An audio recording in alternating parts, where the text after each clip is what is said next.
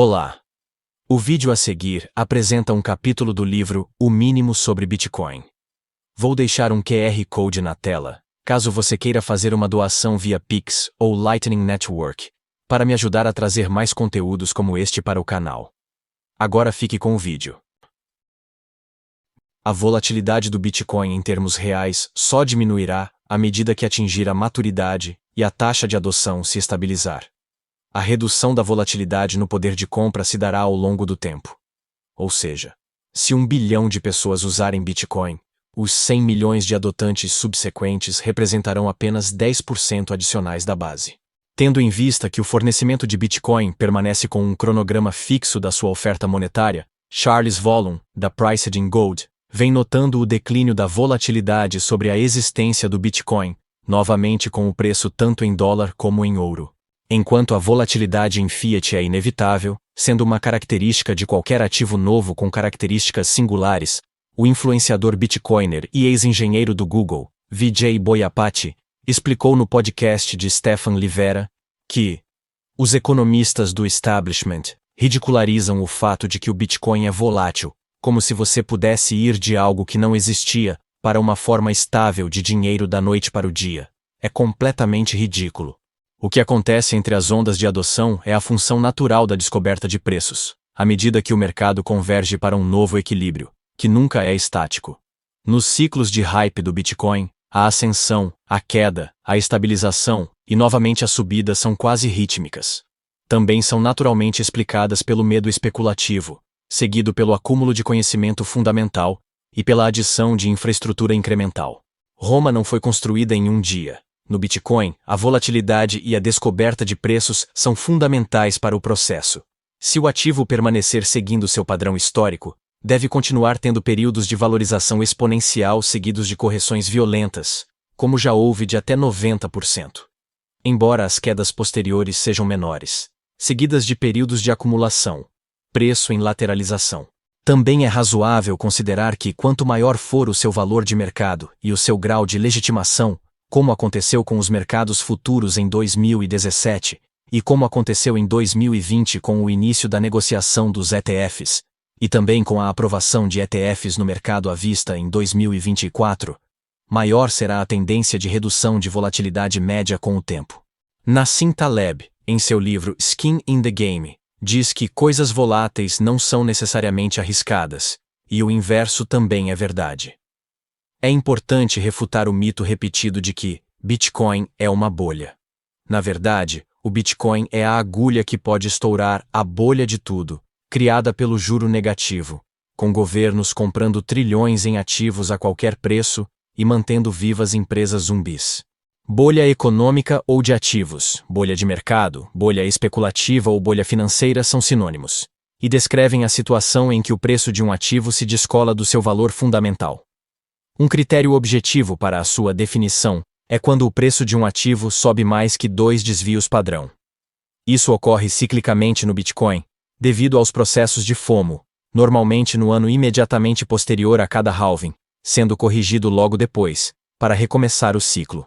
Como o Bitcoin tem fractal próprio, em decorrência dos choques de oferta nos halvenings, ele ciclicamente entra em bolha, quando seus retornos médios ultrapassam o dobro do seu desvio padrão. Adotando a definição de bolha baseada em análise técnica, o Bitcoin passou por 4 bolhas. Primeira, de abril até junho de 2011. Segunda, entre dezembro de 2012 e abril de 2013. Terceira, junho a novembro de 2013. E quarta de abril a dezembro de 2017. Em cada uma dessas oportunidades, nas quais multiplicou de valor, existiram correções equivalentes e períodos subsequentes de acumulação, exatamente como previsto na teoria das ondas e nos seus ciclos emocionais de mercado.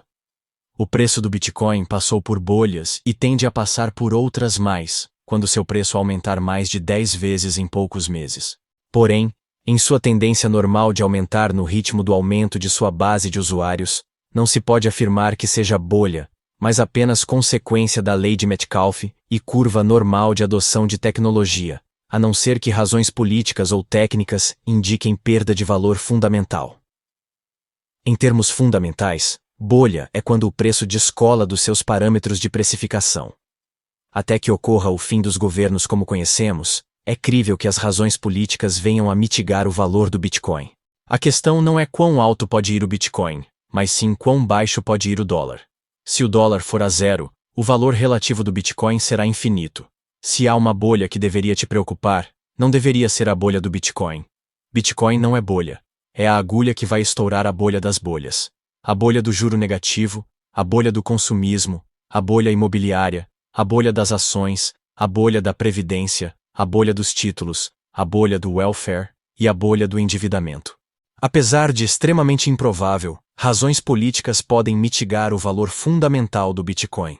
Se os principais governos mundiais voltarem ao padrão ouro com conversibilidade integral, se os principais governos do mundo funcionarem em superávit, se forem revogados todos os controles de capitais, tributos e expropriações involuntárias, assim como as limitações para o comércio e o investimento globais, aí sim, o Bitcoin poderá perder grande parte de seu sentido, sua base de usuários e seu valor fundamental. Razões técnicas também podem mitigar o valor fundamental do Bitcoin, tais como 1. Se houver queda significativa do hash rate. 2. Se uma quantidade significativa de desenvolvedores abandonarem o projeto. 3. Se uma quantidade significativa de tokens for apropriada por entidade disposta a vender por qualquer preço, como aconteceu com a Tokyo Whale. Ou 4. Se o sistema sofrer ataques significantes, como os ataques de spam dos mineradores em 2017, que encareceram as fees. Apesar de não ser possível regular ou controlar diretamente o uso privado do Bitcoin, pois pode ser transferido para qualquer país em minutos via internet, telefone, satélite, rádio, ou até por memorização da seed phrase, autoridades ao redor do mundo têm buscado regulamentar as atividades envolvendo o Bitcoin. A regulação estatal age sobre as instituições formais que atuem sob sua jurisdição, como corretoras, gateways de pagamento, serviços de custódia ou pessoas físicas contribuintes, que são orientadas a prestarem as suas informações para órgãos de controle. Naturalmente, espera-se que haverá países com ambientes regulatórios mais favoráveis, como o exemplo de El Salvador, e outros em que as regulações serão sufocantes. A tendência é que as empresas e prestadores de serviço busquem condições de negócio mais favoráveis. Quanto à censura da rede, se havia esta possibilidade, como foi feito uma vez pela empresa de mineração Marathon, ainda que prejudicando suas próprias operações a longo prazo, ao recolher menos taxas de transação, uma solução está sendo desenvolvida.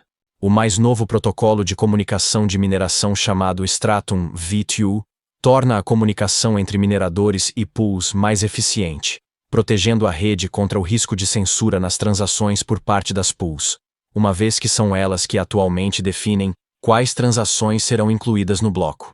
Qual o valor de uso do Bitcoin? Serve para fazer remessas internacionais independentemente de controles de capitais, para garantir imunidade contra tributos e execuções involuntárias em face de ditaduras e perseguições institucionais. E serve como reserva de valor pseudo-anônima imune à diluição de moedas e de políticas governamentais. Quanto maiores os tributos, quanto mais absurdas as regulações, quanto maior o déficit e maior a dívida pública, quanto mais numerosos forem os embargos e controles de capitais, mais útil será o Bitcoin.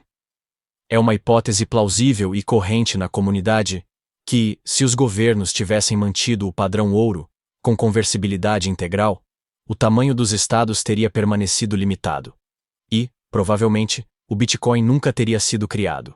E, se fosse, não teria se popularizado. Dessa forma, o Bitcoin foi criado em decorrência do abuso de poder e corrupção extrema dos governos, como repetidamente confirmado por Satoshi, até mesmo no bloco Gênese, ao escrever o texto The Times, 3 de janeiro de 2009, Chancellor on brink of second bailout for banks. Assim, quanto maior o descontrole e o abuso governamental, maior deve ser o valor fundamental do Bitcoin.